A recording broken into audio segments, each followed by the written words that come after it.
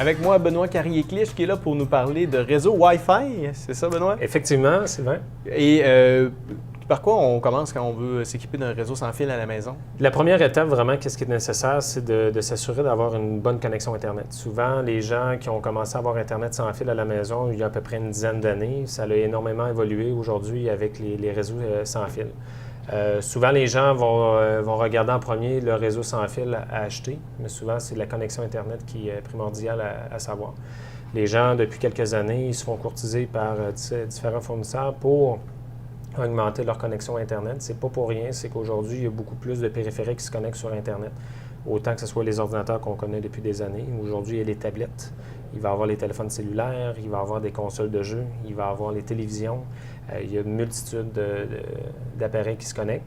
Puis souvent, c'est qu'est-ce qui fait qu'il y a des ralentissements sur Internet à la maison. C'est pas nécessairement du routeur, mais c'est une saturation du lien Internet. Fait qu'aujourd'hui, la plupart des gens connaissent les mégabits secondes qu'on appelle. Fait qu'on peut avoir 5 mégabits jusqu'à 100 mégabits.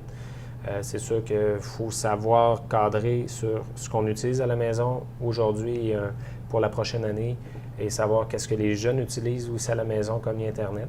Fait que souvent, avoir soit que ce soit chez Câble Action ou que ce soit chez TELUS, d'avoir des fois des gens qui peuvent vous informer, savoir quelle connexion qui est la mieux pour vous. Qu'est-ce que tu suggères? Justement, mettons, si on prend le modèle d'une petite famille, qui a, je sais pas, mettons, 2 enfants, un couple avec 2 enfants, qui ont tout le monde a son iPod ou sa tablette, son téléphone intelligent, qu'est-ce que tu suggères comme rapidité, la vitesse, une bonne vitesse pour une famille, dans le fond? Aujourd'hui, ce qu'on parle souvent, ça va être entre 15 et 25 mégabits par seconde, ce qui représente une connexion assez rapide pour combler toute la demande dans une maison unifamiliale. Si, exemple, 2 enfants, 2 parents, peut aller jusqu'à une quinzaine de connexions simultanées sur Internet, que ce soit, comme on parlait, tablette, téléphone, iPad, les télévisions intelligentes. Entre 15 et 25, souvent, c'est ce qui est le mieux, qu'est-ce qui est recommandé. Tout va dépendre aussi de la région où on est. Si, exemple, on est un peu éloigné des centres, disons, de Sainte-Marie, des fois, c'est qu'on va être limité sur la vitesse. Okay. Fait que c'est sûr, quand on va tomber à 50 mégabits ou 100 mégabits, c'est pour des gens qui ont réellement besoin de ça, ce qui vont savoir pourquoi ils ont besoin de 50 mégabits. Souvent, si on se demande si on a besoin de ça, c'est parce qu'on n'a pas besoin. Souvent, les gens, ils veulent avoir la meilleure rapidité, mais souvent, c'est pas la vitesse d'Internet, mais des fois, c'est une question de routeur aussi qui va faire. Quand c'est seulement pour naviguer, de faire de la recherche, c'est suffisant. Mais si on a besoin de télécharger des applications ou partager des vidéos qui sont lourdes, oui, c'est là que ça devient important. Effectivement, c'est que les films, les vidéos qui prennent énormément de bandes passantes aujourd'hui sur Internet, c'est là qu'on va aller entre le 15 et le 25 mégabits. Mais c'est parce que de plus en plus, on fait du streaming, oui, de la lecture de vidéos en ligne, dans le fond. Oui, effectivement. Fait que ça en demande beaucoup de bandes passantes. Exactement. Puis aujourd'hui, on sait que tout s'en vient sur la haute définition. C'est que YouTube, qui est un des sites les plus populaires présentement auprès des gens, est en haute définition. Ce qui fait que si on veut regarder des vidéoclips, des films, des choses comme ça, c'est que la haute définition demande énormément de bandes passantes. Ce qui fait pourquoi que nos vidéos sur Internet, comme on dit, le fameux lag, que ça lag, ça donne des coups. Souvent, c'est une question de rapidité d'Internet. OK. Puis une fois qu'on est sûr qu'on a la bonne connexion Internet, comment on choisit le bon routeur? Le bon routeur, souvent, c'est par rapport au nombre de personnes dans la maison avec les connexions Internet, les connexions d'appareils, excuse, et aussi par rapport à la grandeur de la maison. Souvent, ça va par un périmètre qui est capable de diffuser. C'est pas pour rien qu'on voit des routeurs avec une antenne, 2 antennes, 3 antennes. C'est la façon rapide de voir les performances souvent des routeurs aussi. On peut se fier là-dessus, dans le fond? Si on voit qu'il y a beaucoup d'antennes, c'est un bon signe? Souvent, c'est que ça va diffuser plus large, mais aussi c'est que ça va donner possibilité d'avoir multi-connexions, des connexions simultanées.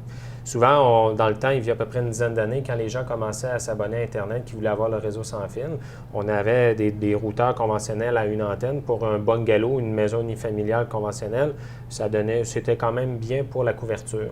Aujourd'hui, les maisons, on s'entend, ça grossit.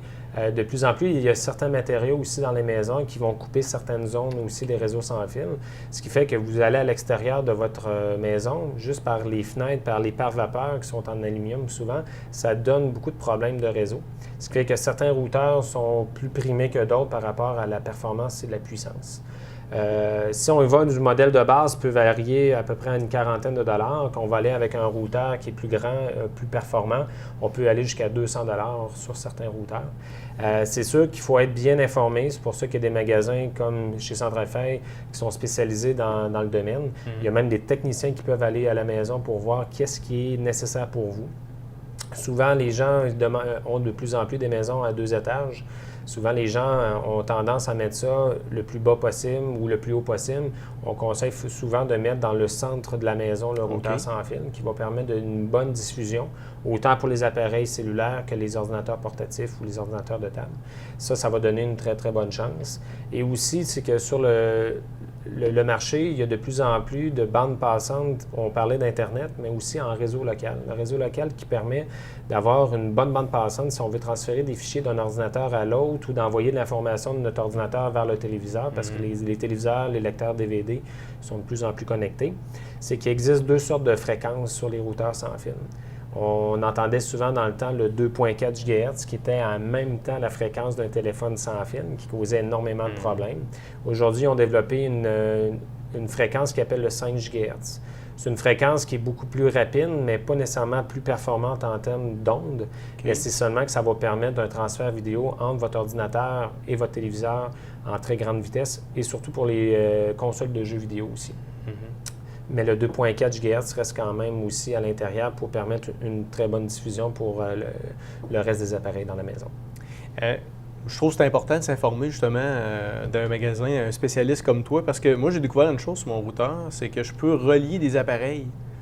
C'est-à-dire, exemple, mon imprimante qui est située au sol, au lieu d'aller me brancher mon portable dessus, bien, je peux me passer par mon routeur sans fil pour pouvoir relier mon imprimante, dans le fond. Effectivement.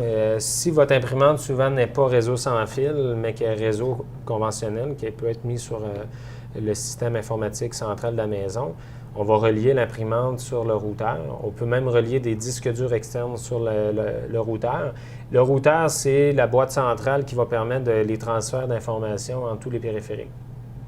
Ce qui fait que si vous avez un disque dur externe que vous aimeriez partager le contenu vidéo, bien, vous êtes capable, avec un certain routeur, de permettre la diffusion parce qu'il y a des ports USB dessus. Une imprimante conventionnelle, vous êtes capable de la relier pour qu'elle devienne réseau dans la maison, que vous soyez capable d'imprimer de votre ordinateur portatif, de votre tablette. C'est que de plus en plus, les routeurs vont permettre non seulement la diffusion d'Internet, mais la synchronisation de certains périphériques qui deviennent réseau. OK. Tu en parlais un peu au début de ta chronique. Dans le fond, tu parlais que s'il y avait des délais, s'il y a quelque chose qui ne fonctionnait pas bien dans ta connexion, c'est souvent plus lié à la connexion Internet qu'au routeur? C'est sûr qu'un problème sur 2, souvent, c'est la vitesse d'Internet qui est en cause. Pourquoi que l'Internet ne va pas assez vite? Parce que souvent, quand on parle en termes de chiffres, certains routeurs sont capables d'aller jusqu'à 1000 mégabits par seconde en termes de réseau local. Mais souvent, c'est qu'est-ce qui rentre en tant qu'Internet à la maison. C'est rare qu'on va dépasser, exemple, le 50 mégabits. Fait que souvent, il y a une saturation qui va se faire au niveau de l'Internet. Mais souvent, c'est le routeur, plus que de connexion simultanée à l'intérieur, par exemple 15 à 20, souvent le routeur a de la difficulté à gérer toutes ces connexions-là en même temps. C'est pour ça que certains routeurs, c'est pas pour rien qu'il en existe jusqu'à 200 $. Puis on en vend régulièrement pour les gens qui ont besoin de beaucoup plus de performance. Qu'est-ce que tu suggères justement aux gens qui ont de la difficulté avec leur connexion Internet à la maison? C'est lent ou...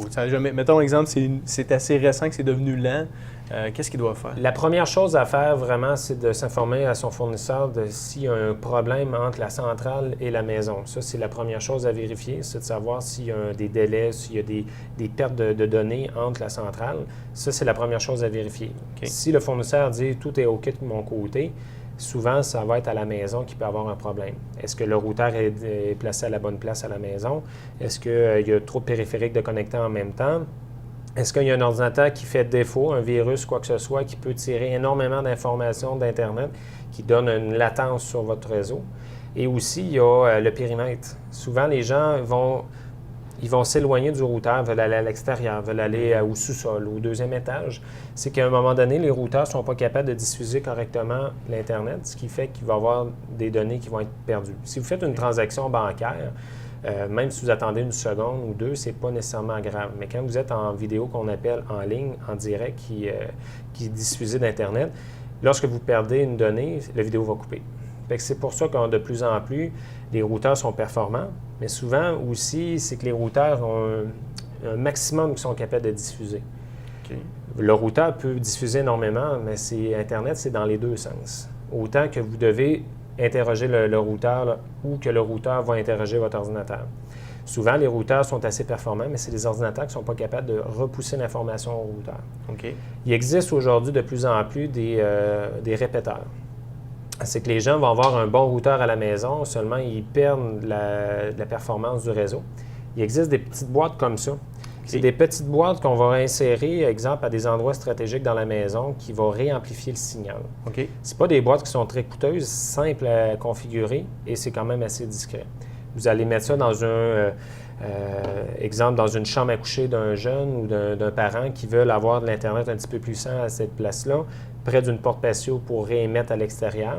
C'est que ces routeurs-là, ces amplificateurs-là, souvent, si on utilise la même marque que votre routeur, sont capables d'être configurés en moins de 5 minutes. OK. Si, par exemple, vous avez de la difficulté à trouver l'endroit stratégique, on a des techniciens qui sont capables aussi de venir à la maison et de faire la configuration en même temps. Dans les autres types d'appareils que tu as ici, qu'est-ce que dans le fond, pourrais-tu nous faire un peu une description de chaque appareil? On a des routeurs conventionnels, exemple, que ce soit chez D-Link, que ce soit chez Asus, chez TP-Link, il existe une multitude de marques sur le marché.